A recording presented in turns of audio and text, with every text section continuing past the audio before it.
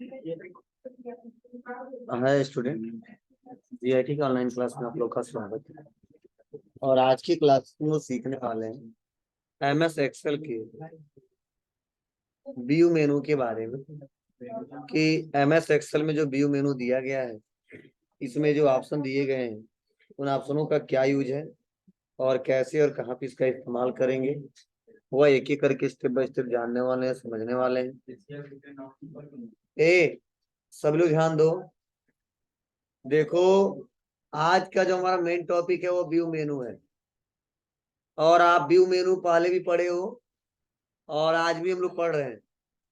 बस यही है, उसमें ऑप्शन कुछ अलग थे और इसमें ऑप्शन कुछ अलग है, लेकिन पूरा अलग नहीं है। कुछ ऑप्शन जो मैच कर रहा है और कुछ ऑप्शन अलग दिए गए हैं। उन्हीं ऑप्शनों के बारे में हम लोग डिस्कस करेंगे, समझेंगे और जानेंगे। तो पहले तो ये बता दूं कि व्यू मतलब आप लोगों को पहले पता है कि क्या होता है, देखना। ठीक है, अब क्या क्या देख सकते हैं वही हमको जानना है, समझना है। तो देखिए, चलिए इसके लिए थोड़ा सा हम कुछ डाटा बनाते हैं और उस डाटा पे इशारा एक एक करके हम लोग वर्क करेंगे।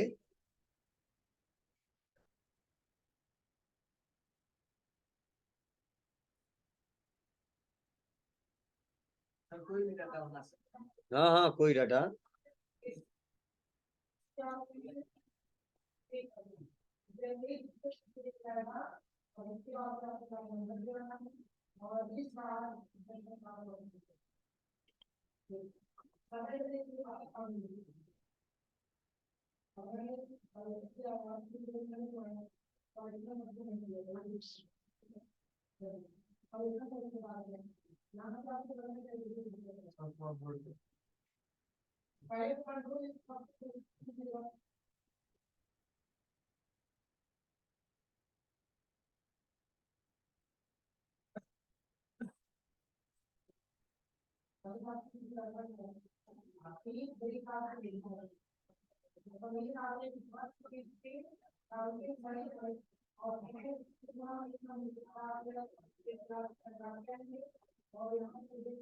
चलिए ध्यान दीजिएगा, आते हैं और सबसे पहले ऑप्शन के बारे में समझते हैं।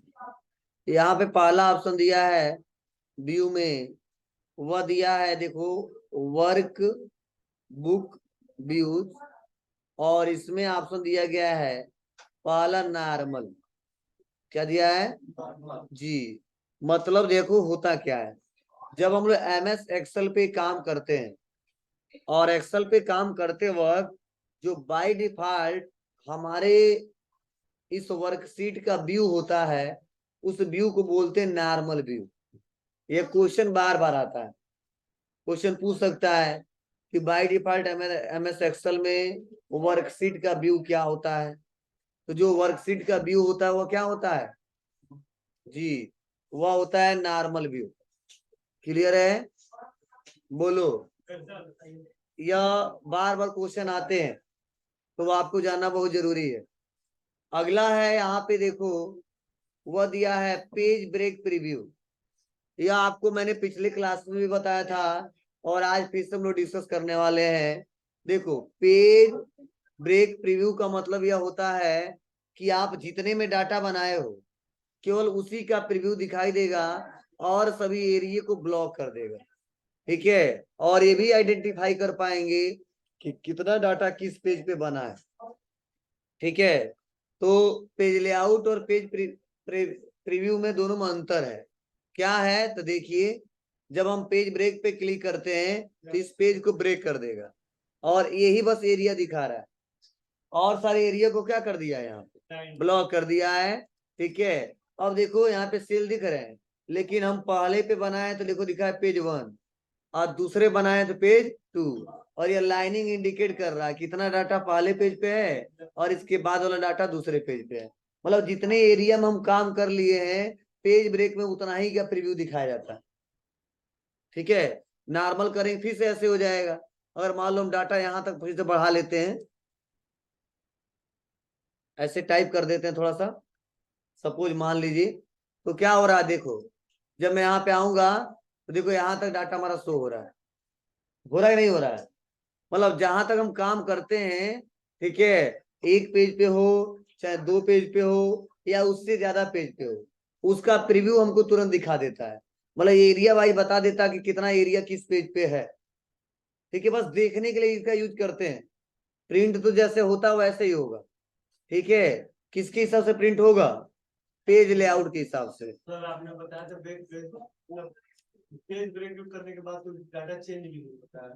नहीं, वो अलग हमने बताया था, यहाँ पे बताया था। ये पेज ब्रेक इसमें अलग है, वहां पे ब्रेक किए थे हम। ठीक है, कि कहाँ तक प्रिंट करना है, और ये अलग है इसका। ये बस हम व्यू देख रहे हैं। ठीक है, वहां प्रिंट कर रहे थे। तो क्लियर है, बता ले जाओगे। और इसी में अगला ऑप्शन दिया, वो दिया पेज लेआउट। पेज लेआउट ये आपको इंडिकेट करता है कि कितना एरिया किस पेज पे है, और आपको पहले ही पता चल जाता है जैसे आप क्लिक करोगे। देखो, ये बता रहा है कि यहाँ से लेकर यहाँ तक डाटा है। देखो, ये बता भी रहा है ब्लॉक करके कि यहाँ से लेकर यहाँ तक डाटा जो है ये फर्स्ट पेज पे है, उसके बाद वाला किस पे है, सेकेंड पेज पे है। तो कई बार लोग पहले काम करने से पहले इसका यूज करते हैं, पहले इस पे क्लिक कर देते हैं और तब डाटा बनाते हैं। तो आपके ऊपर है कि आप डाटा कैसे आप बनाना चाहते हो, कैसे इसका यूज करना चाहते हो। आप इसको करके देख सकते हो, इसका इस्तेमाल कर सकते हो। ठीक है, तो यह नॉर्मल व्यू भी हमने समझा दिया। पेज ब्रेक क्या होता है ये भी हमने बता दिया। पेज लेआउट क्या होता है ये भी बता दिया।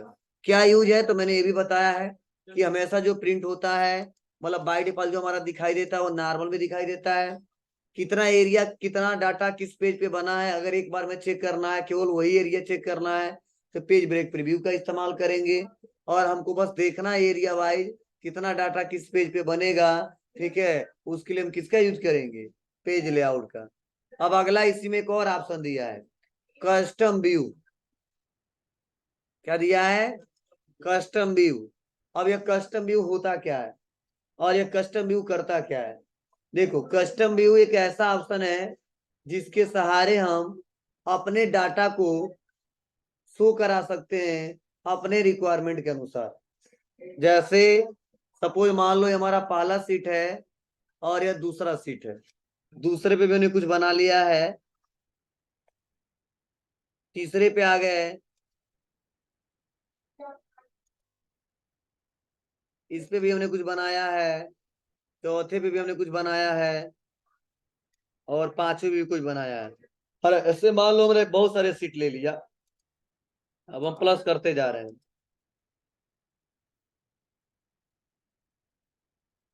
अब देखो, अब हो क्या रहा है। अगर मैं सोच रहा हूं कि मैं पहले सीट पे फिर से चला जाऊं, वहां से काम करना है, तो फिर समझाते कहाँ पे हैं, यहाँ पे एरो पे क्लिक करते हैं। क्लिक क्लिक क्लिक क्लिक, ये पहला दिखता है। अब पहले से हमको फिर से लास्ट वाले पे जाना है, जैसे नेक्स्ट नेक्स्ट नेक्स्ट करते हैं, इस नेक्स्ट वाले पे आते हैं और यहाँ पे क्लिक करके देख लेते हैं। लेकिन अगर आप यही काम आसान करना चाहते हो और आप जानते हो कुछ एरिया ऐसा है जिसको हम बार बार इस्तेमाल करते हैं, बार बार काम करते हैं, ठीक है, तो इसके लिए बहुत सिंपल है। आप सीट 1 पे आइए और मैं उस एरिया को बस हम क्लिक कर देते हैं और कस्टम व्यू पे क्लिक कर देंगे। और कस्टम व्यू पे क्लिक करने के बाद से, मतलब कस्टम व्यू का मतलब है अपने हिसाब से क्या व्यू करना चाहते हो, कब वो यहाँ पे व्यू कर सकते हो। तो ऐड पे क्लिक करेंगे और किस एरिया को, तो हमने यहाँ से सेलेक्ट कर दिया है और बस हमने नाम दे दिया यस1। क्या दे दिया है, यस1। ओके कर दिया। अब आ जाते हैं मान लो 7वें पे, मतलब जिसपे हम काम किए होंगे, यहीं पे मान लो क्लिक करते हैं, कस्टम व्यू पे आते हैं और फिर से ऐड पे क्लिक करेंगे और क्या करते हैं, यस5 कर देते हैं, ओके कर देते हैं। अब फायदा क्या होगा, मान लो 10वें पे है और मुझे नेक्स्ट नेक्स्ट करके जाना पड़ रहा है, तो उसके लिए बहुत इजी है। यहाँ पे मत जाओ, कस्टम व्यू पे आओ और यस5 पे क्लिक कर दो, शो पे क्लिक कर दोगे, शो हो जाएगा। फिर से पहले पे आना है तो आपको नेक्स्ट नेक्स्ट नहीं करना है, कस्टम व्यू पे आओ और यस1 पे क्लिक करो और शो पे क्लिक कर दो, यस1 वाला हमारा शो हो जाएगा। मतलब एक से ज्यादा हमारे सीट हो और ज्यादा सीट हो, और कुछ ऐसे सीट है जिसपे हम बार बार काम करते हैं और बार बार नेक्स्ट करना पड़ता है, तो ऐसे एरिया को अगर देखना हो तो सबसे बेटर क्या तरीका है, कस्टम व्यू। कस्टम व्यू से अपने हिसाब से इसको ऐड कर सकते हैं और जब भी शो कराना शो करके देख सकते हैं। कोई दिक्कत, बोलिए, कर ले जाओगे ना। तो बहुत सिंपल सा तरीका है। अब चलिए कुछ और ऑप्शन दिए गए हैं।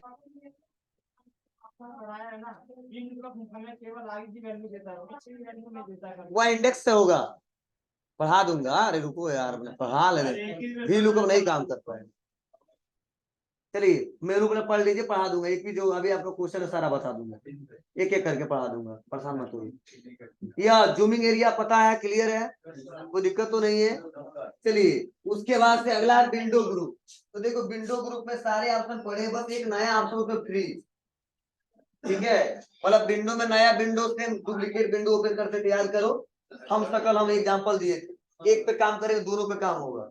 तो न्यू विंडो पढ़े, इस पे चर्चा करने की जरूरत नहीं है। सेम वैसे है, फ्रीज ऑप्शन बहुत इंपॉर्टेंट है। क्यों है? क्योंकि देखो जब हमारा सीट, जैसे ये हम डाटा बनाए हैं, इस पे थोड़ा फार्मूला बार लेते हैं मैं, और यह हेडिंग भी लेते हैं। यह मैंने डाटा बनाया है। तो देखो होता क्या है, जब ये डाटा हमने बनाया है और जब डाटा ज्यादा हो जाता है, डाटा ज्यादा हो जाता है, तो जैसे मैं नीचे आता हूँ, ध्यान से सुनना, जैसे मैं नीचे आता हूँ तो देखो ऊपर वाला हेडिंग छुप जा रहा है। ऊपर वाला हेडिंग क्या हो रहा है? छुप जा रहा है। अब हमसे कोई पूछे इस वाले सेल का वैल्यू है वो किस हेडिंग का है, तो आप बता पाओगे? बता ले जाओगे, लेकिन क्या करोगे, फिर से आपको ऊपर जाना पड़ेगा। क्या बताएंगे सर? हाँ जून का है, बोलो। तो जब डाटा ज्यादा होता है, अब चाहे हाइट से रिलेटेड हो, वर्टिकली हो या हॉरिजॉन्टली, तो ऐसे कंडीशन में उस हेडिंग को उनको फ्रीज करना होता है, रोक देना होता है वहीं पे, और वो डाटा मतलब जो हेडिंग वही रुक जाएगा। अच्छा डाटा हमारा कितना हो नीचे जाऊंगा, हेडिंग हमेशा शो होगा। तो उसके लिए फ्रीज ऑप्शन का यूज करते हैं इसमें। मतलब फ्रीज से क्या करते हैं, रो और कॉलम को लॉक करते हैं। रो और कॉलम को क्या करते हैं? लॉक करते हैं। अब कैसे लॉक करेंगे, क्या स्टेप है, उसको समझिए। तो पहले हम थोड़ा सा यह जो ये कॉलम बीच में खाली है उसको पहले डिलीट करता हूं, पहले समझिए। अब देखो मैं आ जाऊंगा व्यू में, और व्यू में आने के बाद से यहाँ पे ऑप्शन दिया फ्रीज पेन। अब जो फ्रीज पेन दिया है, जब मैं यहाँ पे क्लिक करूंगा तो देखो यहाँ पे तीन ऑप्शन दिए गए हैं। एक ऑप्शन दिया फ्रीज पेन, एक दिया फ्रीज टॉप रो, और एक दिया फ्रीज फर्स्ट कॉलम। ठीक है, तो जैसे मैं यहाँ पे आऊंगा और आने के बाद से मैं क्या करूंगा, फ्रीज टॉप रो पे क्लिक करूंगा, तो देखो होगा क्या, जैसे फ्रीज कर दिया, अब वो फ्रीज हो जाएगा, मतलब वहीं पे लॉक हो जाएगा। आज जब मैं नीचे आऊंगा ना, यहाँ पे देखो मैं नीचे आ रहा हूँ इससे, तो देखो वो हेडिंग वहीं पे रुका रहेगा, और डाटा चाहे कितना हो बड़ा हो। ठीक है, तो ऐसे कंडीशन में हम लोग क्या करते हैं, फ्री टॉप रो का इस्तेमाल करते हैं। चलो उसके बाद से अगर मैं फिर से यहाँ पे आता हूं, और इस बार हमको रो को नहीं करना है, कॉलम जो है ना, यह जब हम राइट लेफ्ट कर रहे हैं डाटा को, तो ये जो कॉलम का जो मेन हेडिंग है, मान लो ये मेन हेडिंग ये हुआ, ठीक है, यह छुप जा रहा है। मान लो किसी इंप्लाई का नाम लिखा हो या कोई प्रोडक्ट है, प्रोडक्ट का वैल्यू है, ये बार बार ये छुप जा रहा है। कब? तो आप लोग को पता है कि जैसे मैं राइट साइड जाऊंगा, छुप गया। अब कोई कहे सर ये किस प्रोडक्ट का वैल्यू, बता दोगे क्या? नहीं बता पाओगे। तो इसके लिए क्या करना होता है, उसको भी हमको लॉक करना पड़ता है। अब लॉक कैसे करेंगे? अब ऐसा तो है नहीं कि एक ही टाइम पे हम लोग राइट भी चले जाएंगे और एक ही टाइम पे नीचे भी आ जाएंगे। ठीक है, या इधर जाएंगे तो ऊपर नीचे आएंगे। तो इसके लिए फिर से आऊंगा मैं, और आने के बाद हम यहाँ पे फ्रीज को हम क्या करते हैं, यहाँ पे आ जाएंगे फ्रीज फर्स्ट कॉलम, बस क्लिक कर दिया, फ्रीज क्या किया, फर्स्ट कॉलम। अब देखो जैसे मैं आऊंगा ना, फर्स्ट वाला जनवरी वाला जो कॉलम वो क्या करेगा, फ्रीज कर देगा। और ऐसे देखो समा रहा है, तब यह पता चलेगा हाँ यह जो है ना, यह कीबोर्ड का यह वैल्यू है, यह वैल्यू जो है कीबोर्ड का है, यह जो है वैल्यू वो किसका है, माउस का। तो ये हेडिंग क्या हो गया, लॉक हो गया। तो जब भी रो और कॉलम को क्या करना हो, लॉक करना हो, ठीक है, तो उसके लिए किसका यूज करते हैं हम लोग जी, मतलब फ्रीज ऑप्शन का इस्तेमाल करते हैं, फ्रीज पेन्स का इस्तेमाल करते हैं। कर ले जाओगे। चलो अब अगर सोचो कि अगर सर हमको कॉलम और रो दोनों करना हो, तो ऐसा जल्दी आता नहीं, फिर भी अगर करना हो तो दोनों, तो उसके लिए पहले अनफ्रीज करो और अपने हिसाब से, या मतलब जैसे कॉलम हो जा रहा है जैसे रो हो जा रहा है उतना तो नहीं हो पाएगा, लेकिन कुछ एरिया लॉक हो जाएगा। अब देखो जितना एरिया हम सेलेक्ट करेंगे उसके हिसाब से अगर लॉक करना है यहाँ पे, तो हम यहाँ पे आते हैं और फ्रीज पेज पे, और यहाँ पे ना फर्स्ट टॉप रो का इस्तेमाल करेंगे ना फर्स्ट कॉलम का इस्तेमाल करेंगे, हम क्लिक कर देंगे फ्रीज पेज। फ्रीज पेज पे क्लिक कर दिए। अब ऊपर आते हैं, देखो ये लॉक हो गया। ठीक है, मतलब जितना एरिया दिख रहा था वो लॉक हो गया है।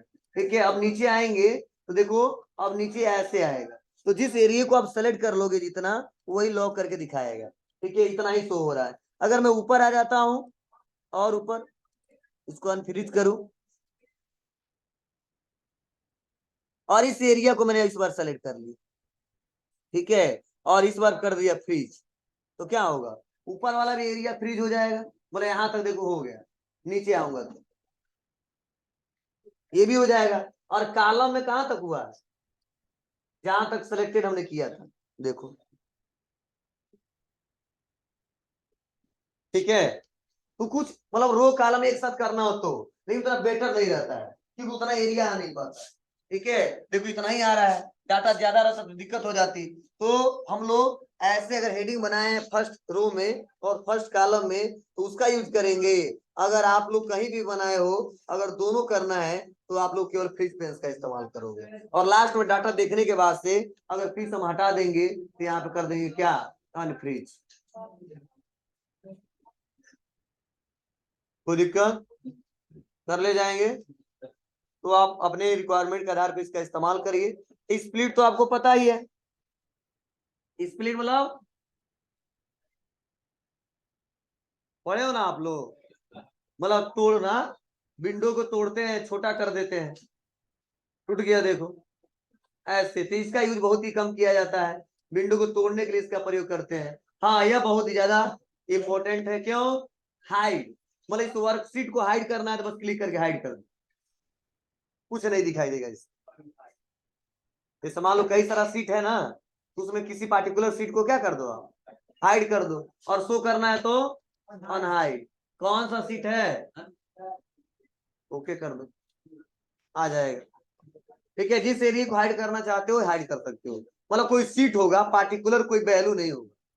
पार्टिकुलर वैल्यू अगर हाइड करना है तो आपको तो उसके लिए ग्रुपिंग करना पड़ेगा रो और कॉलम का, और ये तो हम आपको डाटा टाइप में पढ़ाए हैं, हो जाएगा। और स्विच विंडो भी पढ़े हो, याद करो, ये ऑप्शन तो आप लोग पढ़े हो विंडो के साथ। स्विच विंडो पढ़े होगे, क्या होता है स्विच विंडो, जब एक से ज्यादा विंडो खुल जाते हैं और एक विंडो से दूसरे में, दूसरे से तीसरे में, तीसरे से चौथे पे जाना, तो उसके लिए क्या इस्तेमाल करते हैं, स्विच विंडो। खुल गया क्या, देखो जब यहाँ पे क्लिक करेंगे तो कितना विंडो खुला हुआ है, एक, और कंट्रोल एन करके क्या कर देते हैं, एक और ओपन कर लेते हैं। अब मान लो अब जब जाएंगे व्यू पे तो कितना दिखेगा, दो दिखेगा। किस पे जाना है, दूसरे वाले पे, दूसरे से किस पे आना है, पहले वाले पे, पहले से किस पे, दूसरे पे। समझ रहा है, जब एक से ज्यादा विंडो खुलते हैं और एक विंडो से दूसरे विंडो पे जाना होता है तो किसका यूज करते हैं, और मैक्रोस तो पता ही आपको रिकॉर्डिंग करने के लिए होता है, सॉफ्टवेयर लिखा है प्लस यहाँ पे। हाँ कौन, स्टार्टिंग में पढ़ा है। नहीं, कस्टम यूज में दोनों फर्क है। ठीक है, इसमें यह क्या करता है, वो पार्टिकुलर सीट को दिखाता है, सीट को दिखाता है, बोले इस वर्कशीट में कितने सीट है। और स्विच विंडो क्या करता है, उस वर्कशीट के अलावा, ठीक है, अगर कोई दूसरा फाइल भी हमने ओपन किया उस पर भी जा सकते हैं। देखो ये अलग अलग विंडो खुल गया है, यह अलग है और यह अलग है, और है ना, लेकिन जो कस्टम काम करेगा उसी में काम करेगा, और ये दोनों जगह काम करेगा। बाहर के भी अगर कोई एक्सेल का डाटा ओपन किया तो उस पर भी जा सकते हो, और इसमें क्या है, इसी सीट में कहीं जा सकते हो, तो दोनों में यह अंतर है।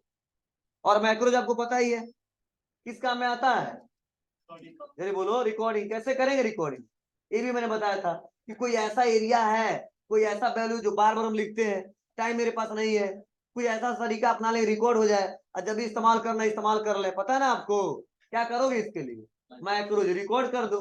पूछेगा शॉर्टकट की, हम दे देते हैं क्या, कंट्रोल शिफ्ट, नहीं यह फंक्शन की काम नहीं करे, वो ऐसे देना है, यस कर देता हूँ, दे देता हूँ, टी दे देता, टी, तो कंट्रोल टी दे दिया और कर दिया ओके, और मैंने लिख दिया R R R R R R. मान लो ये भी हमको कभी जरूरत पड़ेगा, क्या करेंगे इसको, बंद कर देंगे और जरूरत पड़ेगा यहीं पे बस क्या कर देंगे कंट्रोल टी आगे आर तो कोई वैल्यू अगर रिकॉर्डिंग करना है तो रिकॉर्डिंग कर सकते हो जब तुम इस्तेमाल कर सकते हो ठीक है कोई दिक्कत